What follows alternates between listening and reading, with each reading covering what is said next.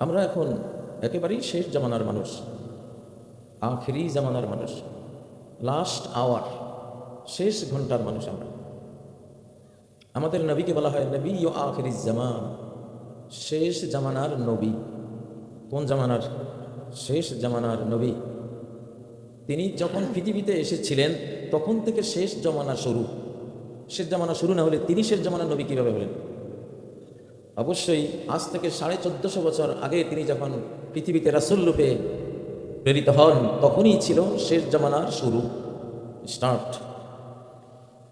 এজন্যই ওয়ালাকিন রাসূলুল্লাহি ওয়া খাতামান নবিয়্যিন,